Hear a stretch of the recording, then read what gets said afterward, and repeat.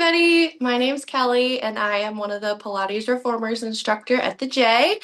Today we are going to be working on a little 10-minute glute series. Once we are back from our snow day, I will be once again teaching privates, and then I will be teaching aqua Pilates every Friday starting in February at 4:15 for anyone who would like to join. That'll go all the way through March. So we hope to see you there. Okay, so we are going to start on our hands and knees. Start our little timer. We are going to start on our hands and knees, and then we are going to start with our left side. So we will kick out our left leg. Good. Into a little bit of a fire hydrant. Keeping that left foot flexed. Good. If this is too much on your wrist, feel free to come down onto those elbows, or you can always throw a pillow under your hands for a little bit of extra support.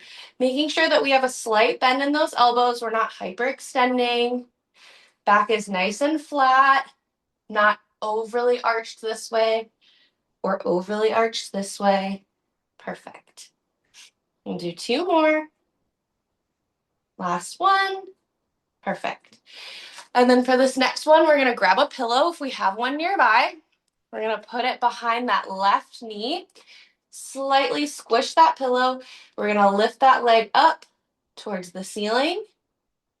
Good. For a little bit of a donkey kick. Perfect. Doing about 5 more. Making sure that posture stays exactly the same the whole time. Good. And then on this next one, we're going to hold it up towards the ceiling, and we're going to pulse up an inch, down an inch, keeping that 90-degree bend in our leg for 4, 3, 2, 1. Good. And then we'll stay here and we'll squeeze for 6, 5, 4, 3, 2, and 1. Bring that leg all the way down. Come all the way down into sitting. We'll lay on our back for a little bit of a figure 4 stretch. So we will put that left heel over that right knee. For more of a stretch, you can pull those legs up and hold. Good. Bring those feet all the way down. We'll come back up into our tabletop. We'll put our pillow to the side first, and this time we're going to start with right side. So right leg comes out to the side for our fire hydrants. Good. Doing about 8 in total. Making sure that we're not leaning too far to the left and that we're stabilizing over that left leg. Let's do 3 more. Last one. Perfect. Then we grab our pillow. This time we put it behind our right leg. And then right leg comes up. Good. Giving that pillow a little squeeze the whole time. Looking down at the floor between our hands. Good. About 2 more. On this next one, we hold up, and then we do those little pulses.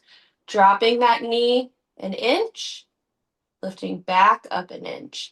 You may feel this a little bit in your left glute, just because it's doing some work to stabilize us. Good, let's do 2 more, and then we hold and we squeeze for 6, 5, 4, 3, 2, and 1. Bring that leg down. We go back into our little figure 4 stretch. But this time, we'll bring our right ankle over our left knee. And then same thing, if we want to give a little bit more of a pull, gives a little bit of a bigger stretch. Okay. Come all the way up into sitting.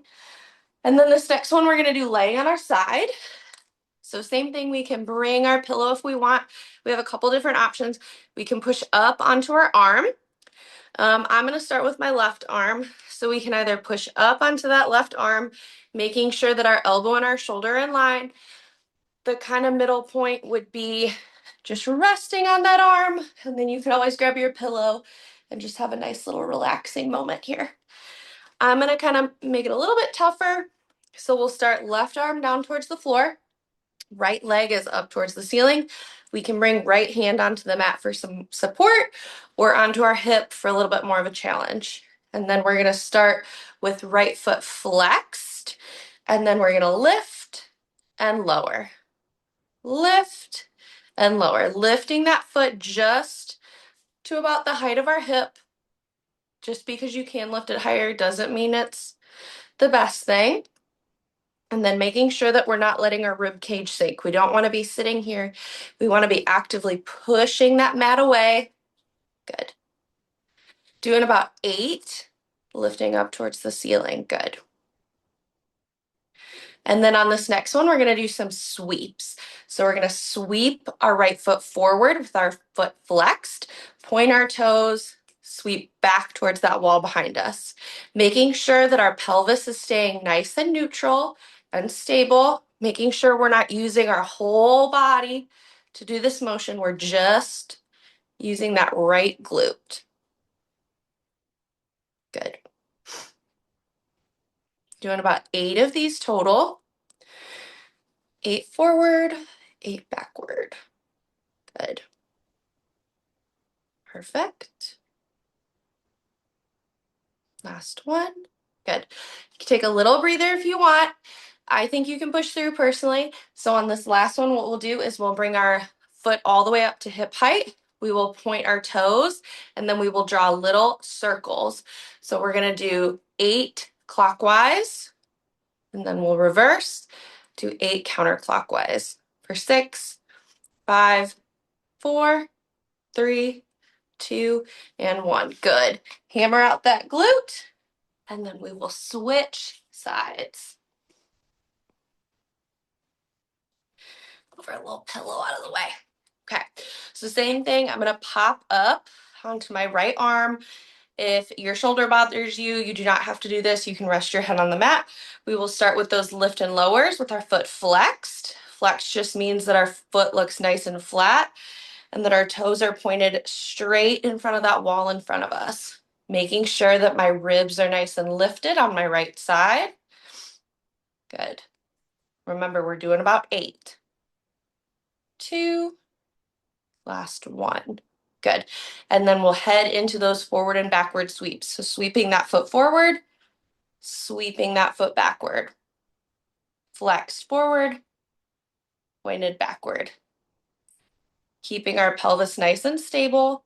So only going within that range that we can stay nice and still. Good.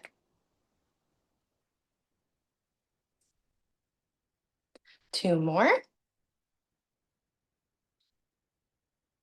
Last one. Good. And then here we can either drop, take a little break, or we can go right into our circle. So pointing our toes, we'll go 8 clockwise. 4, 3, 2, 1, and reverse. Another 8 counterclockwise. 8, 7, 6. We're almost there. 5, 4, 3, 2, and 1. Whew. Pound out that glute. And then we will finish off with a little bit of bridge work. So coming back down onto our back, knees are bent, arms are down by our side. We'll start by just finding our posterior pelvic tilt. So typically we rest in kind of a neutral. Some of us can slide our hands under, others can't. We'll try to push our back into the floor, scooping our pelvis up towards the ceiling, and then rocking back to neutral. We'll scoop and neutral. And then as we scoop, big exhale. Pushing our belly button to our spine. Good. On this next one, we'll start to slowly lift our bottom, articulating up 1 vertebrae at a time into our bridge. Good. We inhale, exhale, and then we slowly lower one vertebrae at a time. Melting into that mat. If you're me, you pop a little. And then on this next one, we inhale. Exhale, tuck our tailbone, lift up one vertebrae at a time. Good. Hold for one cycle of breath.